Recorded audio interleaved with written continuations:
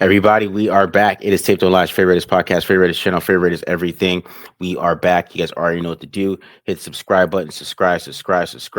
Hit the like button if you like it. Hit dislike button if you don't like it. Leave a comment if you like it. Leave a comment if you don't like it. Also follow us on Twitter at the Mark John NFL for me, at mholder95 for Matt, and of course pandasubs.com.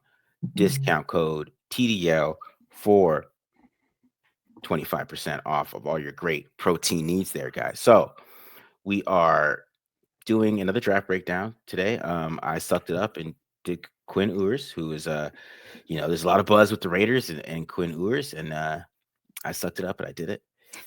Guys, I did it. Marcus sacrificed for so everyone else doesn't have to suffer. Yeah. And then Matt is doing Femi Oladejo.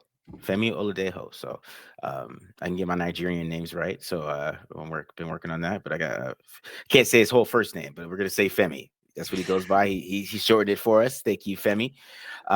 So we're going with Femi Oladejo, who had a great Senior Bowl. This is a good pick. I really like him. I really like this guy actually. Good pick here by Matt. So we could check him out. And any other news talk about, Matt? Nothing crazy, right? Yeah, I mean, not much. I mean, we got Will Johnson's workout, which, I mean, didn't seem like it went as planned, but that's about it. Yeah, 4.13 shuttle time or something. Yeah, like a bad shuttle. Yeah, that was interesting too, because I remember you pointing that out in on tape. Like his change of direction is not great. I mean, he's a guy to me though that like I love his tape so much. I wasn't really that concerned about the numbers and all that stuff. But yeah, that's not a great time to see that on tape and then get it confirmed by the testing. So, but yeah.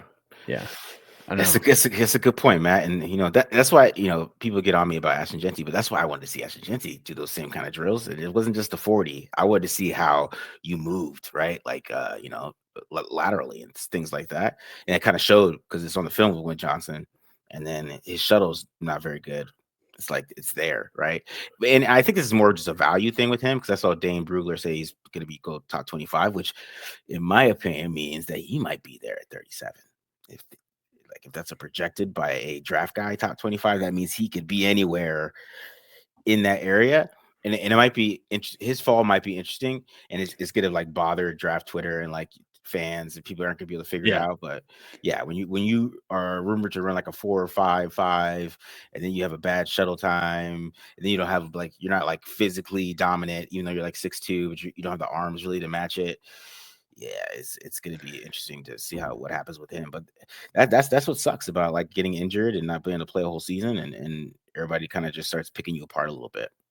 Yeah, I mean, look at Benjamin Morrison. A year ago or heading into the summer was like a first round pick. He got injured. And he played more than Johnson did, and now he's looking at a second round projection too. But yeah, this cornerback class seems weird. Like it seems like we could see someone go at 6 to the Raiders. Will Johnson could still go to the 6 at Raiders. Even Jahdae Barron could go to the 6 at the Raiders, or they could fall into like the 20s. You know what I mean? Like that's just how the draft board lines up. And I think maybe it's probably, I mean, like a lot of positions, not a ton of top end talent maybe that you see in other classes. So yeah, these cornerbacks, like they're hard to pin down, a lot of them. And I think it's a lot of projects and a lot of dudes who, again, have a lot of variance of where they could go. And I think that if you're looking at trying to make predictions for 6, I think that could be a big reason why they maybe go with an Ashton Genty or a best player available at 6, and then see who's around with pick 37 and address the need that way. Because again, maybe the value's not there for what they're looking for, especially if a guy like Johnson's not a top 10 player in their eyes. Might go in another direction and go more the value than the need. But it's interesting, man. I'm very intrigued to see how far he ends up sliding on draft day, or if he slides at all. Yeah, it's gonna be super interesting to see if he slides or where he goes. And this season's so weird with watching the film, because like every guy that was supposed to be the man going into the season in 2023 kind of had like a disappointing year, from Luther Burden, Benjamin Morrison, Will Johnson getting injured, James Pierce, even a little bit of McMillan, right? Even though he kind of matched his yards, but it's still like if you watch 2022 film, you watch this year, it's just two totally different guys. And then it's just super interesting. Like in this year, like it was so important, like to go back and watch 2023. It was weird. Like that's Yeah. kind of like it felt that way. And a lot of teams are going to be betting on getting that 2023 guy over that 2024 guy. Yeah. It's funny you bring that up because I feel like the only two guys that really like held their like weight or held their draft status this year were Mason Graham and Travis Hunter. Yeah. So when the Heisman, again, it was like one of the few, like, feels like he's one of the few can't miss prospects in this year's draft class. Like, normally, like, we don't get a ton of variance in the top 10, but again, a guy like James Pierce apparently might fall into the second round, might even fall out of the second round. Yeah. Deion Walker's another one that just kind of fell off a cliff. Deion Walker was up there with Mason Graham over the summer as the defensive tackle too. Now I don't even know where the hell he's going to end up. So it is just one of those weird years where I think there's guys that could end up being like, I think we're in for a few surprises in the first round and in both directions of guys like that we didn't think would be first round picks and guys that we thought were surefire first rounders and end up sliding to into the second. And I think it was Dane also tweeted this. Yeah. Maybe it was someone else. Maybe it was maybe it was DJ. One of the big draft guys was basically talking like there's not a ton of consensus around the teams. And I think we see that a little bit in the media too, where like this class without having that like top end talent, like I think you get that where like there's not the surefire top 15 or top 10 really, not even really a top 5. Maybe you could say that. Yeah. And we'll get some very different opinions and a lot of shocking picks on night one. I feel like is what we're in for because of that, because teams don't seem to view this class the same way or a lot of these prospects in the same way. Yeah, I mean, even Mason Graham. I mean, Mason Graham's getting picked apart too. Everybody's picking him apart, and Brett Coleman had him DT4. Really? I was like, man, that is a bold take. That's a bold take, man. And I know Derek Harmon's film. I've seen Derek Harmon play. I've seen his film, and I know the people they're putting in front of him, and because it is going to end up where like Walter Nolan ends up, who everybody loves, but he has a little bit off the field issues. He's going to fall a little bit. Yeah. Then, you know what I mean? Like, but it's super interesting to see people's thoughts on this class. And it's all over the place right now. And it's like people are like the push against Golden being wide receiver 1 is so funny to me on Twitter, because like when I watch him on film, it's he's pretty damn good. I don't get it. I mean, I watch doing Quinn Ewers. I'm like, I don't get it. I don't understand why people don't like him. But it's just interesting, like the people's thoughts, and like some people are trying to stick to that 2023 take that they had. It's a interesting draft period that we've been in here. It's so funny with the McMillan and Golden conversation. I don't think I've seen like more arguments why a guy isn't wide receiver number 1 without like arguments of like who is wide receiver 1. You know what I mean? Like, yeah. Everyone's like, no, he's not wide receiver 1, but no one's really being like, oh yeah, this guy's definitively number 1. It's just no, that guy's not that good. Yeah. Which again speaks to the wide receiver class and just the draft class in general. It's funny. Yeah, because he came out of nowhere, and they're like, Luther Burden. They're like, but he's not better than Burden. Come on, that's crazy. That's what they're thinking. That's their whole. If they're really sticking to the 2023 takes, they're not letting that tape get out of their brain, and they're acting like that. What happened this year is, I mean, sometimes that happens, man. Sometimes like a quarterback can come back that we all love, that he can come back and suck the next year, and then he goes third round. I mean, that's how it works. You know what I mean? So it's just you got to be consistent in college football. Yeah, exactly. I mean, I remember like that guy was going to be like a top 10 pick if he had come out as a junior, goes back to USC and ends up being a 4th rounder. Where he should have went. Yeah. In the first place. You know what I mean? So I was like, could you imagine? Some team would have took Matt Barkley 1. Some team would have did it at that point, and it would have been a colossal mistake. So, good thing he did go back, right? You know what I mean? So that's what I'm talking about. All right, so 2 guys we're doing today: Quinn Ewers, who is also a guy that was, everybody thought after the first seeing him, like, oh yeah, he's gonna be the number 1 pick in the draft, right? And now he's trying to. He's had a good offseason. He had a good combine. He went out there, threw the ball well. And, he is a player that, like, if you watch him in shorts, he's going to look really good. But Femi Oladejo is a guy we watched at the Senior Bowl who I really liked. What were your thoughts on him? Yeah, so first of all, I don't know why I keep doing this to myself, and I guess you too, of picking guys with hard names to pronounce, but I really like this dude's game. We talked about Carson Schwettinger earlier. So a little background on Femi. He played off-ball linebacker his first 2 years at Cal, and then his first year at UCLA, which was 2023, and then started this season. Like the first 2 games, he started at off-ball linebacker. Don't know exactly how everything shook out, but I think a big part of it was Schwessinger like started playing really well, because Schwessinger was still playing at the beginning of the year. He just wasn't starting.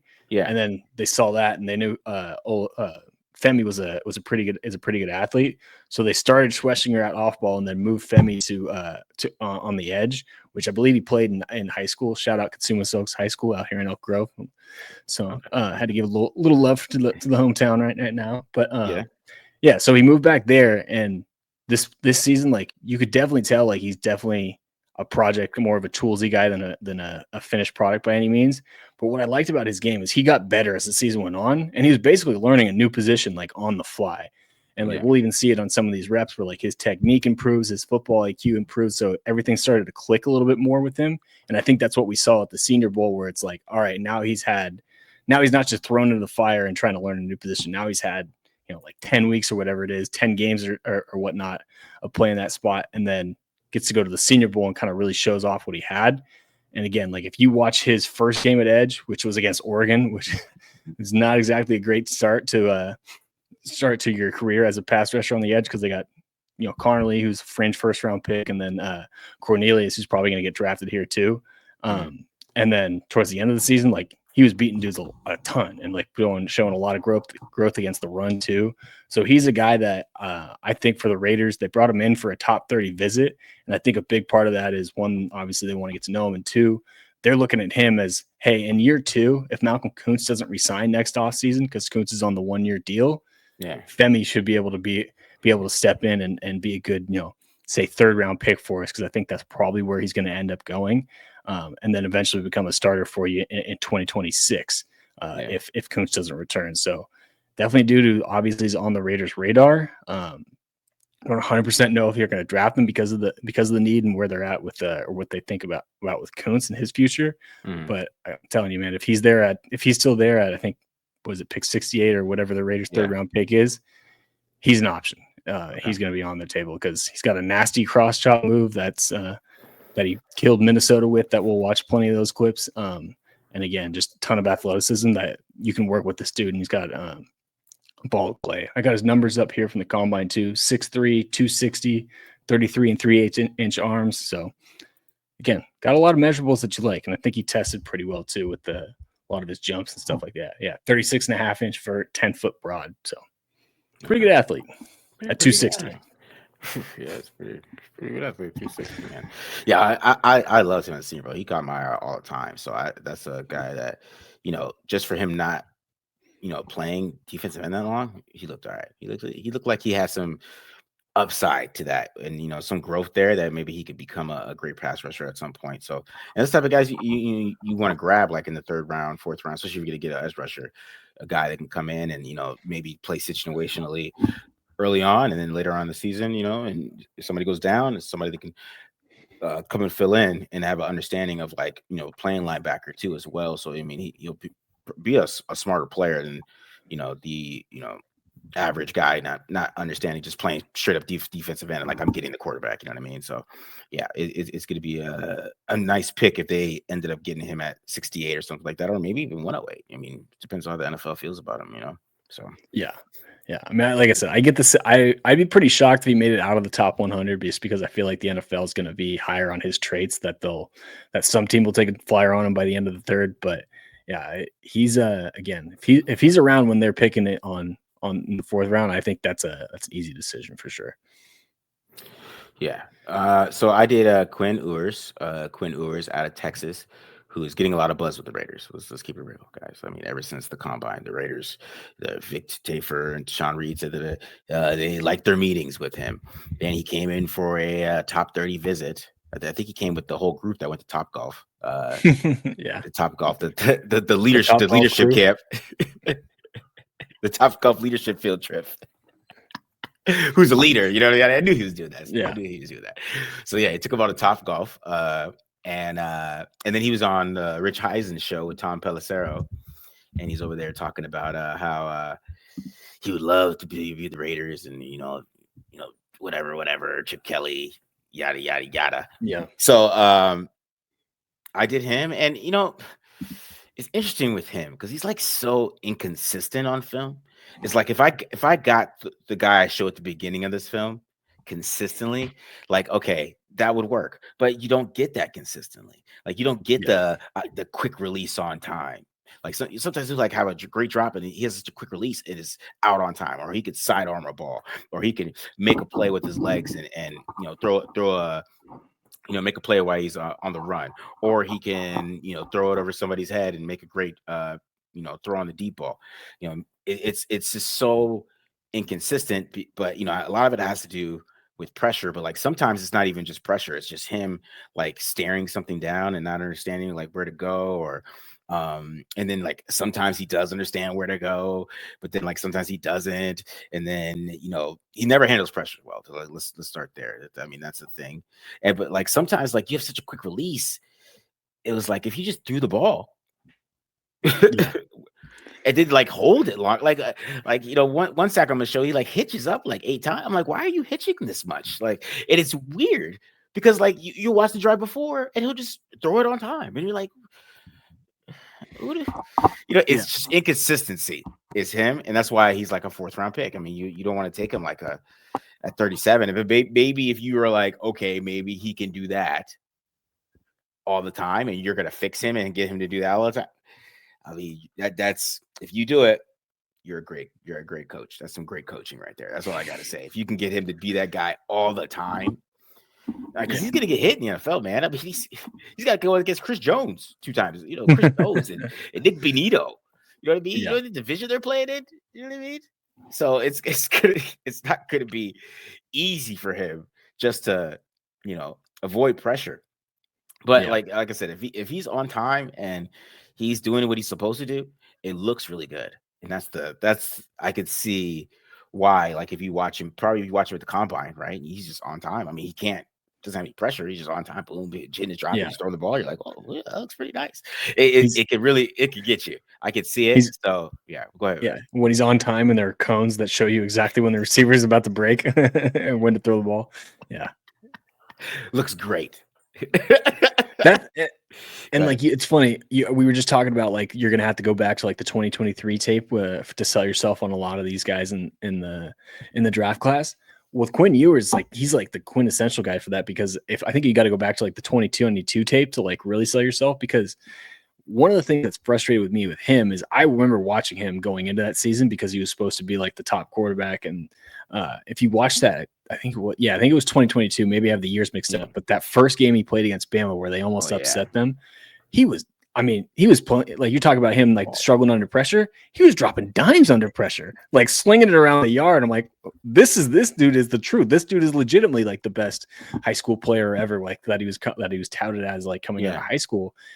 And then all of a sudden, like it's just like the last 2 years, like he got injured, and I don't know what's going on. Like he got really super touchy with the ball. Like the dude who was like had the mullet and was slinging the ball around the yard, like just wasn't there anymore. And again, I think a lot of it had to do with like the pressure that, or he started responding poorly to pressure versus just kind of taking in the chops and dropping dimes down the field. So he's one of the more frustrating watches for me in this year, just because like of remembering what he was when he was younger and just kind of slinging it around. And then for whatever reason, this last 2 years, he's tried to become like this like touch precision passer. And that's just, I feel like that's just not who he is by nature.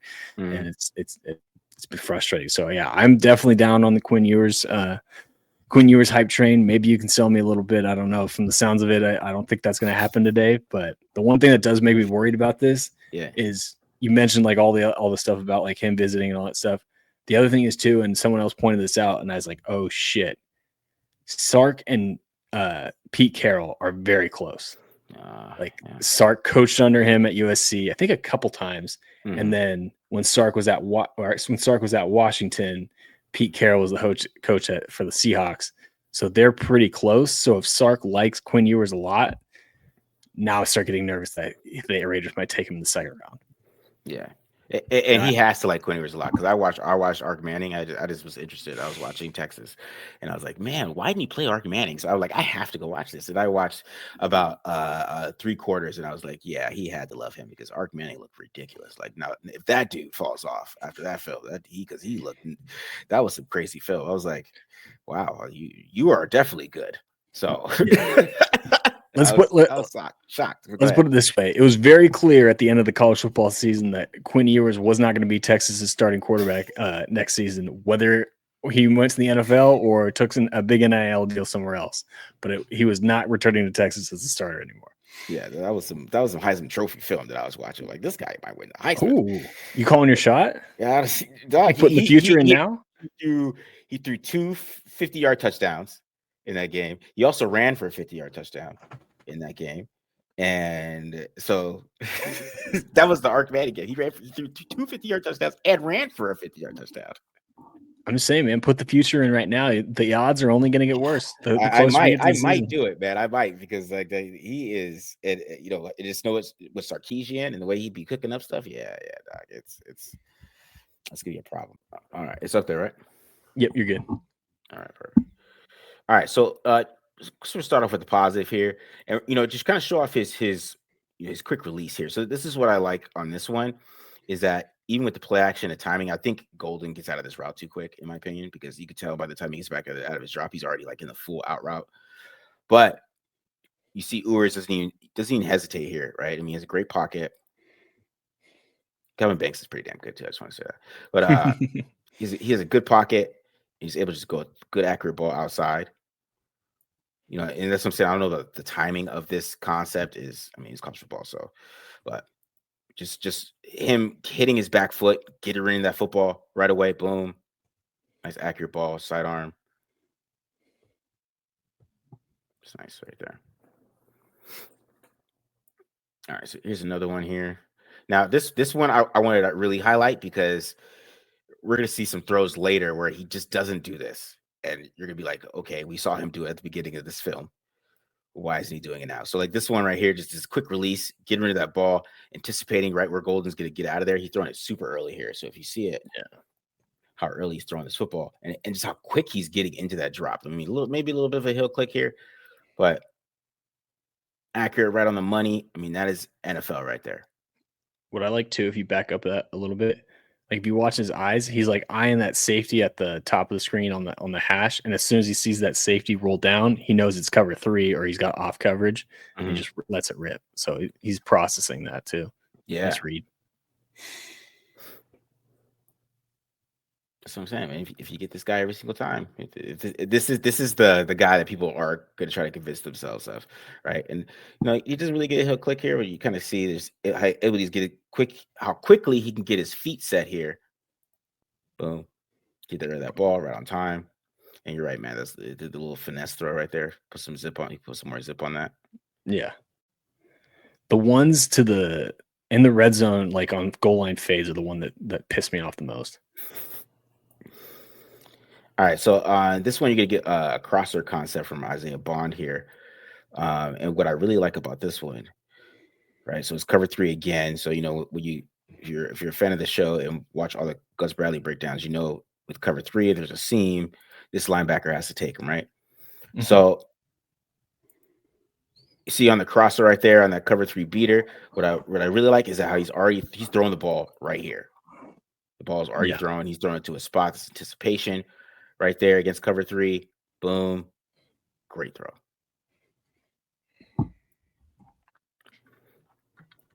So I mean, this is, like I said, this is like top level, Quinn Ewers, and that's why he might get drafted higher than you think.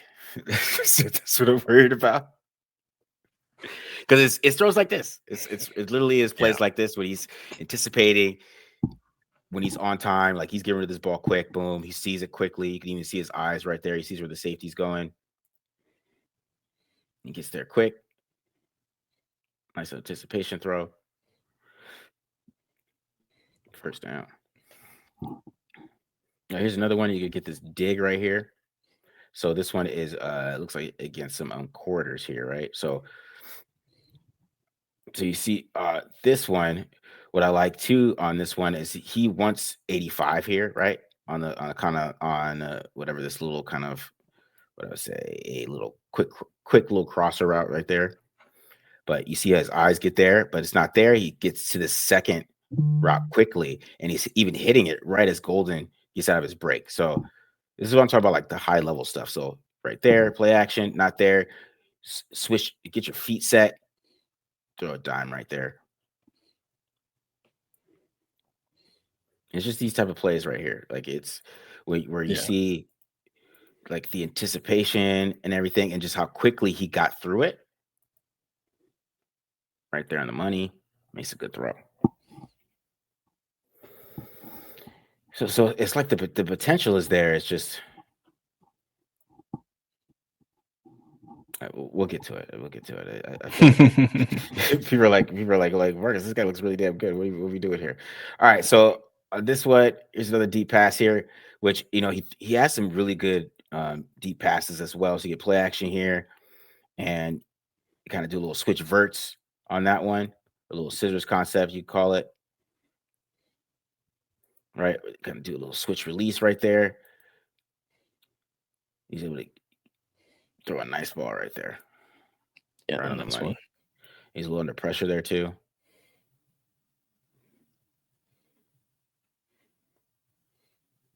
It's a nice pass.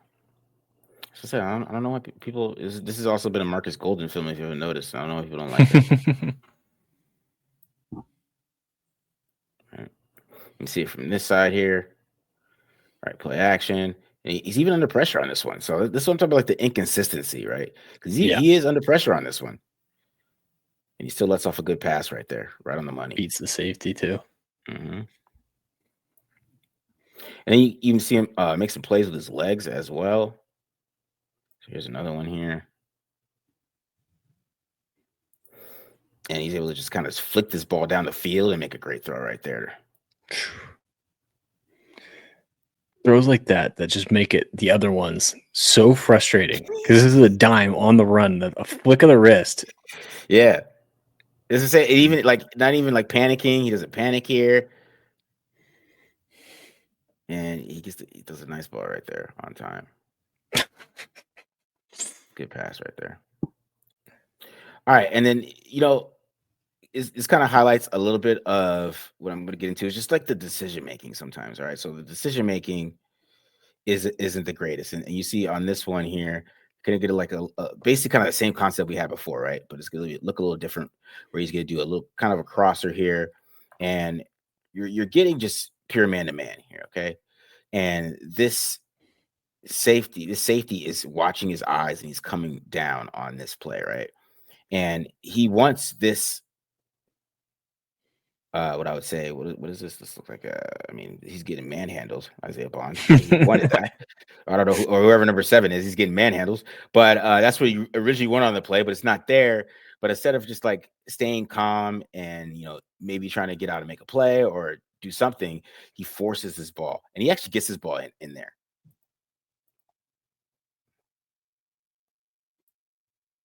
Which is like it's impressive, but it's like, oh man, you don't want to do that. The You know what I mean? backside dig was open too. Yeah. Right. Because you see him like hesitate here a little bit. He like brings number 1 to this concept. So you see he comes there and he brings him down. You can see him just stare it down, instead of maybe if like if he just went here, boom, and then came right back here and got rid of that ball already, that maybe that could save this play from being interception. But in the NFL, like I have no idea that guy did not intercept that. He doesn't know. He doesn't know either. I didn't even realize that was a completion. Holy shit. Yeah, he got that ball. Yeah, yeah, he completed it. Nice catch by the tight end, though. All right, that tight end's pretty good too. He's a pretty good player. All right, so this one is just funny. Okay, this one's funny because he tries to no look this pass, which I think is hilarious. All right, you're gonna see it from the backside. He tries to no look this pass. Like I don't know why he did this. Or maybe he thought because if he keeps his eyes over here, he didn't know this guy's dropping back. So you can see his eyes are in this area. He doesn't see this player right here dropping back. He just throws it anyways. No look. He almost throws a pick. When no look goes wrong. It's just like you'll see it from this side, right here, right there. And this is what I'm talking about. Like you watch those first plays, you're like, man. But you see stuff like this, like why are you doing that? Like there's literally a no look pass because you see where he's throwing the ball. It's like you need to look. All right. Anyways, all right. Let's get serious here. Let's get serious on this one. So, all right. So here's another one for me too, where it's kind of just a little bit of him just staring something down, and it's not the wrong idea, right? You're thinking like, okay, maybe just dump this ball off to here, maybe kind of just keep the play alive, right? But what he sees, since that's not open, right? And then even with the little kind of smash concept look here, or you call it flat seven, whatever you want to call it, he understands he comes back here that maybe he can get this ball in, but he just like hesitates and then hesitates. And then since he's hesitating, this safety sees it and he's breaking on the football. And then he does what Matt was talking about, which is just like lofted. You know what I mean? Instead of just like gunning that ball in there. Like if he guns it in there, he could probably have a completion like right now. Yeah. Between these two safeties, he just throws it. Like I said, it's not so it's not the read. Like just throw the ball. And maybe and even this guy coming across, maybe that's why he didn't throw the ball. But even then, he might get popped. But like you gotta get rid of this football at a better spot instead of just trying to like throw it over this linebacker's head. I don't know what he was trying to do.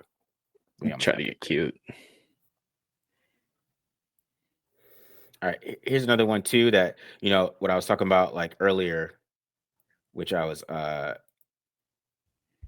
basically saying about the quick release, like is these type of throws right here because you saw it. If he's on time here, boom, he is his choice route. It's a big play. This is Jadon Blue. Jadon Blue scoring. I'm gonna tell you that right now. He's gonna score. But instead he tucks it and he ends up taking a sack.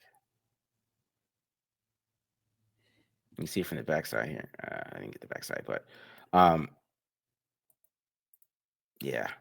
But most of his film is like this. That's why it bothers me. Like you got to get like it's what you saw at the beginning, and then like if he does the same thing he did on that route with Golden, it's Texas is in the national championship game. Let's say that they're gonna be going somewhere, right? And then this is a play against Texas A&M. They're about to go up huge, and he kind of just flicks this ball on this little route. I mean, it wasn't the best. I mean, he was not open anyways, but he kind of just like flicked it, man. And you see it from the backside. I feel like I'm bashing too much here, so I'm trying to get through this. You good? No, go ahead, Matt. It's just like, does this get tipped or does he just float it? He just floated it. Okay. Does it get tipped? Maybe. Yeah, a little bit. Yeah, I get a little tip, but yeah. Because that's part of my concern too, is like a lot of the balls that he floats are in the red zone. Like he makes a lot of red zone mistakes, which, I mean, mistakes are bad no matter where they happen, especially when you have a scoring opportunity. Yeah. And then like the kind of same here too as well. Like where you're kind of like where in the NFL, like and you see this player right here, he's gonna be running this like basically like a crosser, but you kind of look at it as a post here, and they're kind of do like double crossers here. But when you have this safety trailing like this, and he's already beaten this guy, like you got to have that ball out here. Yeah, because you'll see where that guy ends up. He's beat both of them, right? But he's back there taking a sack. And you kind of see the top of the screen. Yeah, so you see it right there. Yeah. Go back here. Boom. Right there. Like you got to see that in the second hitch, that ball's got to be out. But then in that third hitch, you get sacked, right? Especially with like facing a blitz. They got a blitz coming here. Jadon Blue just kind of totally whiffs as well, but still, you kind of wanted that ball to already be out. And then I just had to add this one because this is the one where I never draft him, and this is why I will talk about his quick release here, okay? Because boom, you do the little fake screen, you fake this way, fake that way. These guys are driving. Like, this is late in the game, in the quarterfinals. Okay, these guys are driving. You see how hard they're coming towards this off the fake. Yeah. Like, look how wide open he is, right? And Yeah. he's supposed to throw the ball there. Like, and he hesitate. And as I say, his quick release and everything. If he just throws the ball, he just flicks it. We've seen him flick the ball. Yep. Just doesn't. By the way, it's the SEC championship. It says it on the field. Oh, it is. Oh, my bad. You're good. I was just laughing. I thought it was the playoffs for some reason. I don't know. You're good. But you're right. You're right. You're right. We're the SEC champions. They're SEC champions. There you go. Yeah. Yeah. You know what I mean? All right. Anyways, yeah. I feel like it was getting too bashy at the end. I was feeling bad for Quinn Ewers myself, but I was gonna get to feel like, damn, man, I was, you know what I mean? Yeah. But yeah, there's good Ewers, but then it's like the opposite is just awful, and that's where my issue is. So, I mean, you nailed it. Like you can find throws that will sell yourself on Quinn Ewers. You can also find throws that will like completely turn you off on Quinn Ewers, and that's, I think, part of the problem. And one of the issues with quarterbacks and when you get to the NFL is like the ones who are just consistent throughout, even with some of their like flaws. Like they're just like, that they're not gonna be able to make this type of play. Like you can game plan around that. So ones that are inconsistent that usually end up being backups because you just never know what you're gonna get. And I feel like that's what Quinn Ewers is like there's just so much inconsistency. Like he's a hard he's like, to me, he's a hard for an offense coordinator game plan for, because you don't know what player you're going to get on any given Sunday. You could get the dude who can bomb it down the field and make great reads and throw everything on time, or you can get the dude that doesn't look like he knows the offense and hitches 4 times and ends up taking sacks when guys are open down the field. Like that's the frustrating part with Quinn, where it's like, man, like you're hard to pin down because I don't know who you really are at the end of the day. So yeah, exactly, and that's why, to me, like I wouldn't mess with it. I just wouldn't do it. I wouldn't do it. Like it's just too inconsistent, right? It's too high end, and then then it's really bad. And a guy like Kyle McCord is not as talented as him, but like there's more consistency there at least, right? I mean, yeah. You know what I mean? It's just those type of guys. I mean, Will Howard's, all those guys are just more consistent on film. Like I know what I'm getting with Will Howard. Like Quinn Ewers, I have no idea. He might go and just be better than the college. And I don't know. It's one of those things. But like the bad stuff is really alarming. That's it's just bad. It's funny when I was saying that about Quinn Ewers, the guy that came to mind was Kyle McCord too, because it's like, all right, Kyle McCord, I know he's got a noodle for an arm, but I can figure it out and I can game plan for that because I know he's going to be accurate and I know he's going to be consistent and on a lot of the short throws. Whereas again, Quinn Ewers, it's like, well, how do I know what I'm going to get this week? So that's like, to me, that's like one of the biggest differences between like those two guys is like, yes, Kyle McCord has his physical limitations. Maybe that'll be a hindrance in the NFL, but at least I know what I'm getting and at least I know what I'm going to have every single Sunday with that guy. Versus Quinn Ewers, who, again, who knows what guy's going to show up on game day. Yeah, exactly. All right, let's do some Femi Oladejo. All right, so I'm going to start off with a handful of reps with that cross chop move I was talking about. This is by far his best move right now. Again, I think he has the athleticism to be able to develop a wider pass rush arsenal. We'll look at that later. But right now, this move is pretty nasty. And what I like about this, we'll see this a handful of times, is he sets it up really well. Like if you look at him, like what he's going to do, like post snap, is he's going to kind of like run straight at the tackle instead of just kind of working up the field. And what that does is that's going to give himself a two-way go. Like right now, he gets pretty much square on the offensive lineman where he could technically work an inside move or work around the edge on the outside. And we'll see a better example of that too. What that does is that creates a shorter edge for him. And then on top of it, got the quick hands here with a nice little arm over, nice little cross chop to clear the offensive lineman's hands. This one's going to be an even better cross chop, and we'll see a lot of the same things. You'll see him knock that inside hand down. Also see some impressive bend from him.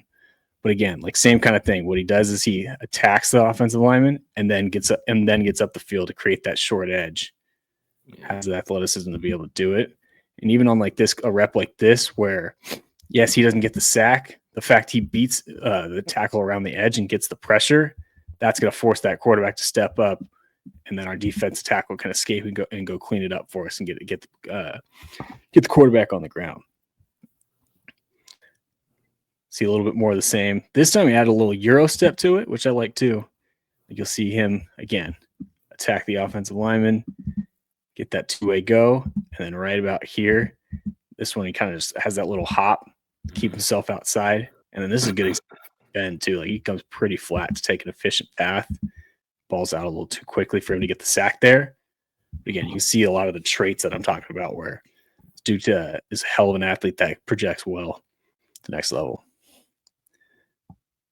Now this one, I would like to see him do a better job of staying on balance, and he probably gets the sack on this rep. Mm-hmm. But again, nice little cross chop here, beating the guard this time and fighting through even more contact with the right tackle here.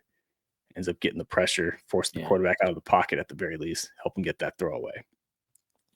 Now, I will say this is not good footwork at all from the right tackle, but this is what I was talking about, where this really highlights how when he stems, he can create that short edge for himself, because what happens is when he gets to square, like the offensive tackle, again, he's got to protect against the inside move, so he can't just fly out and go out and get him.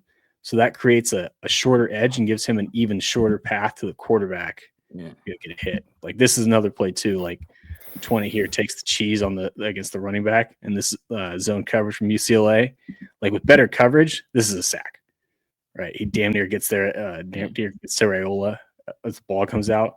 If someone's taking away that tight end or a slot receiver, whoever that is, he's hitting home and making the play on that one. You got some nice spin, man. Yeah, I know, for real. Now, these ones are more just kind of miscellaneous pass rush reps to show what he can do. I will say he's not like great at turning speed to power. He doesn't have that part of his game down. But what I did like is, again, this is his first game at edge, and he's going up against an NFL caliber offensive lineman here. This is a pretty good rep, turning speed to power. Like, I mean, we'll see nice little leverage here at the point of attack. It's his helmet underneath the offensive tackle's chin, and then on top of it too, takes advantage of the wide hands from the offensive lineman, gets his hands inside. I mean, drives him back, just balls out too quickly for him. Nice play by that safety.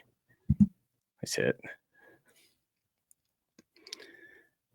Now, this is what I really like and what kind of gets me really fired up about him. 177, this right tackle from Minnesota had a rough day. Mm-hmm. But, like, this is what I was talking about before, or a little bit of what I was talking about before, where, like, all right, he stems it and gives himself a two-way go.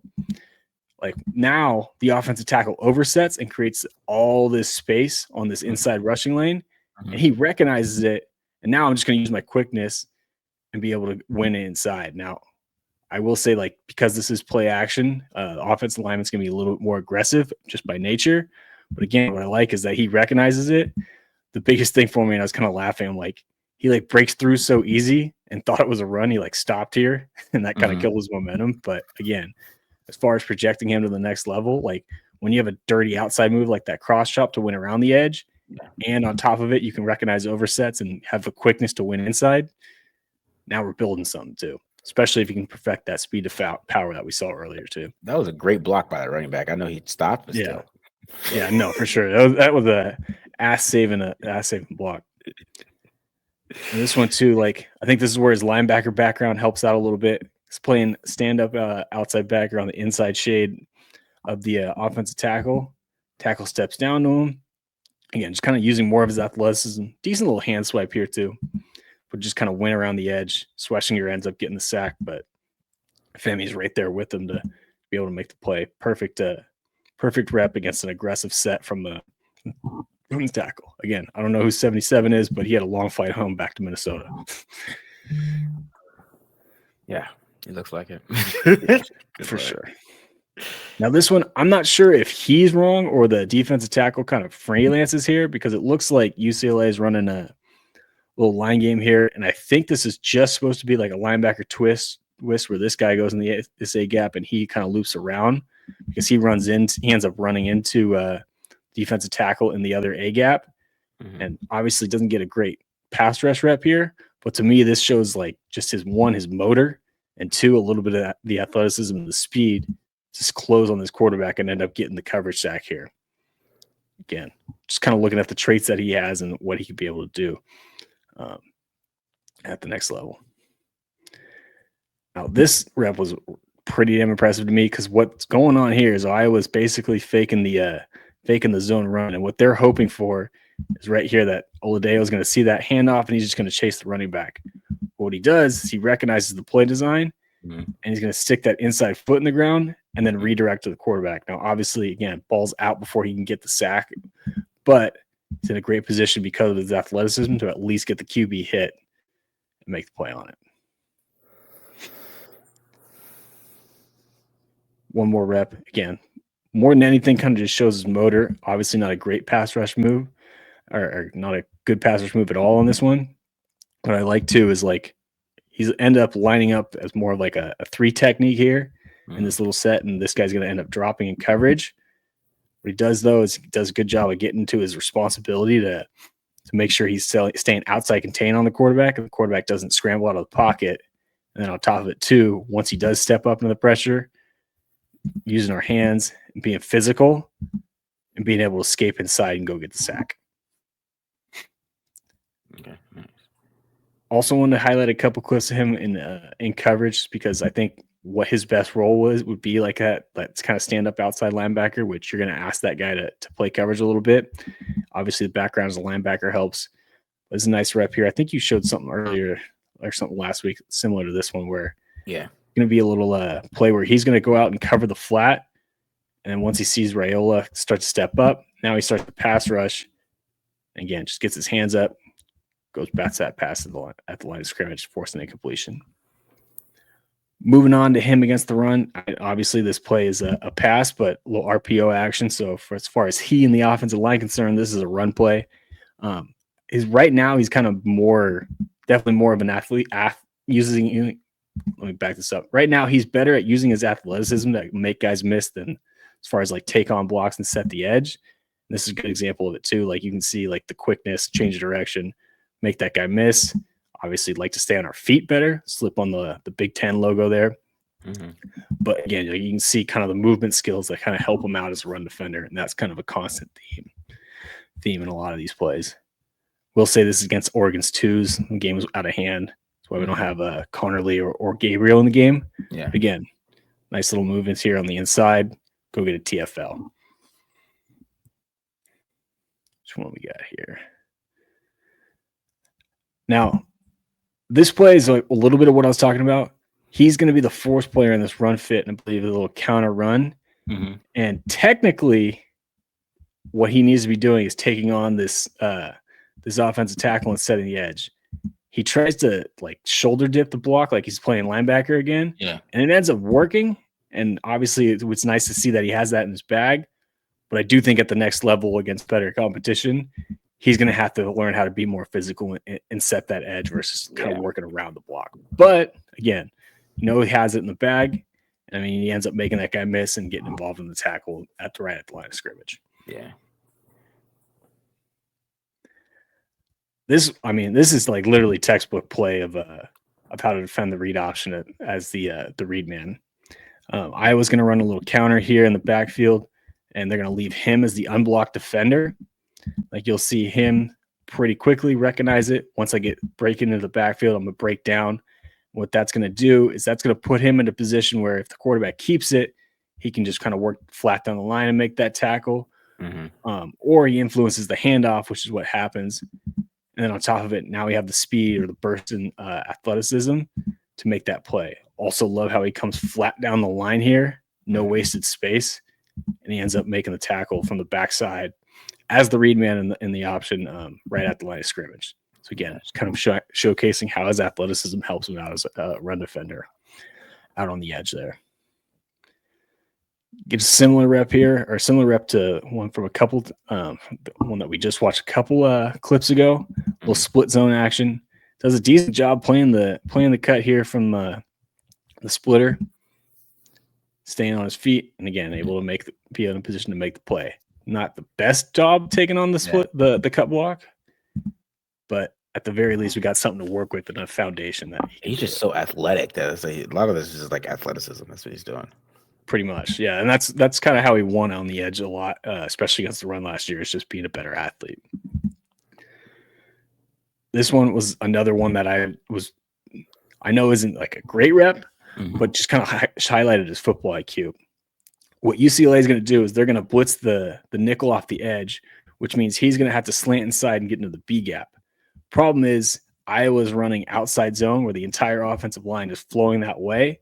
So with him lined up outside shade on the tackle, it's going to be impossible for him to get into the B gap. But what he does do is he stays close, or he recognizes the play and stays close to the line.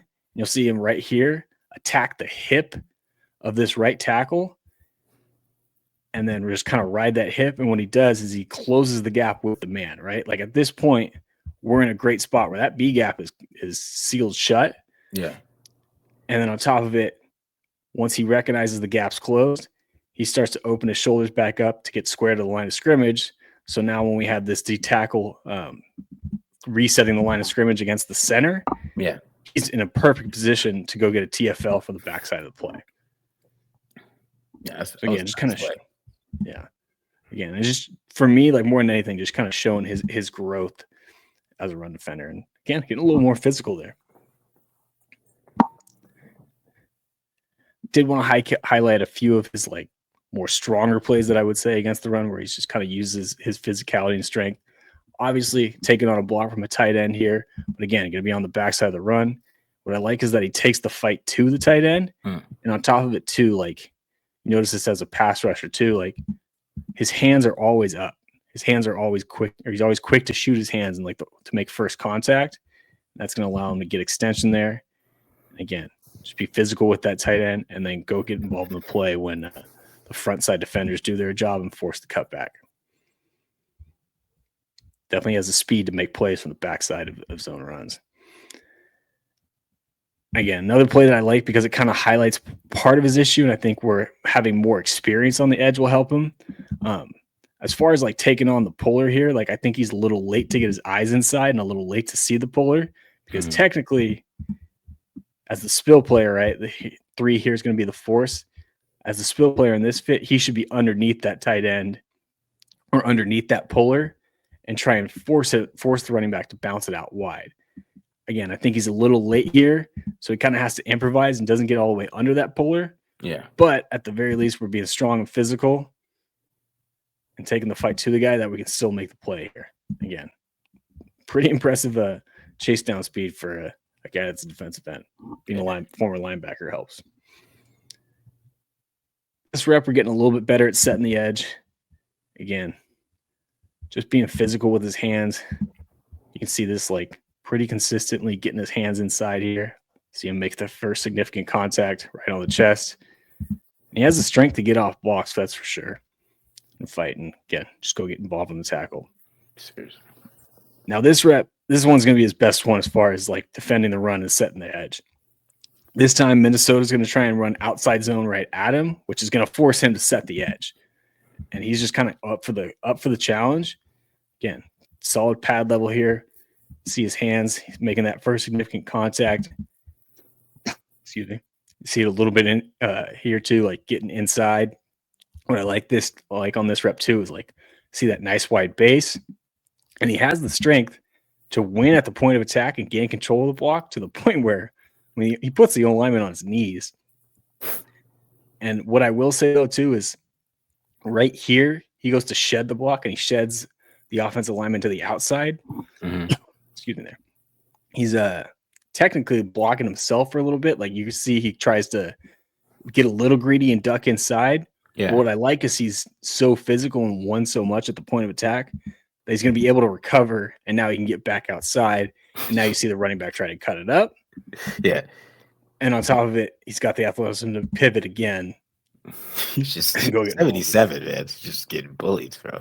Again, yeah. I don't know what that dude's PFF grade was after that game or what was going on there, if he had something to drink before the game. But yeah, that was he might have been enjoying the LA nightlife a little bit too much the night before. Oh, man. It was not a fun plane ride home or a fun Monday morning for him in the film room. It was his first time out of Minnesota. Yeah, it must have been. Wow, I never see a guy set the edge, make a mistake, fix it, and then Yeah. And then on top of it, getting your ass kicked in pass pro too, because I mean they're probably had what 4 losses by him just on his own, maybe even 5, all to the same guy too. That's humbling. yeah, very.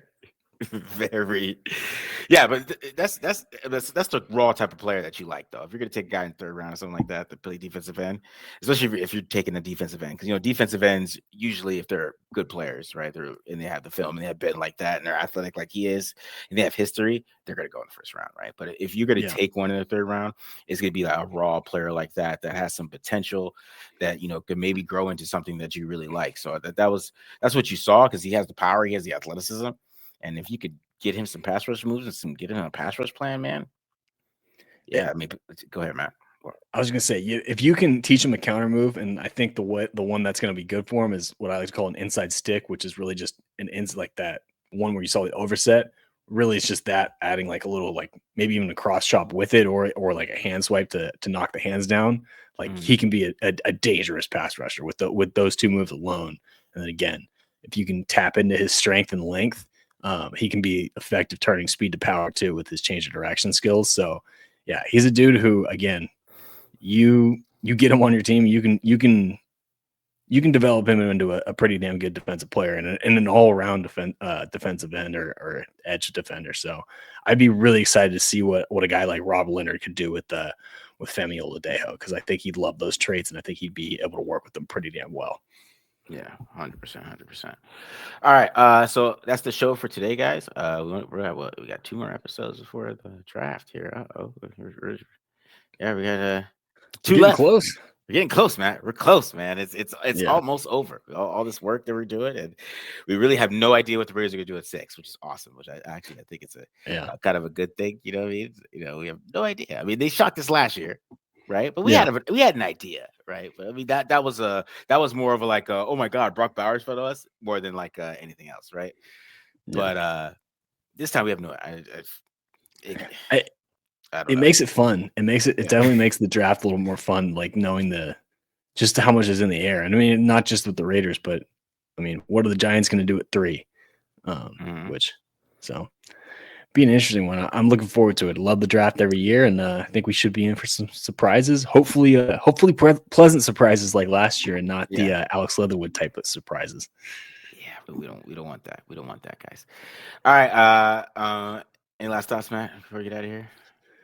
I mean, like I said, man, I appreciate everyone tuning in for the draft, all our breakdowns, and make sure you check them out. And got probably one more before we move on to maybe doing a big board for the last one. So yeah. All right, guys, we're out of here. Like I said, we're very close, guys. It's almost over. The draft is here. It's next week, and we're excited. But we're out of here, guys. Peace.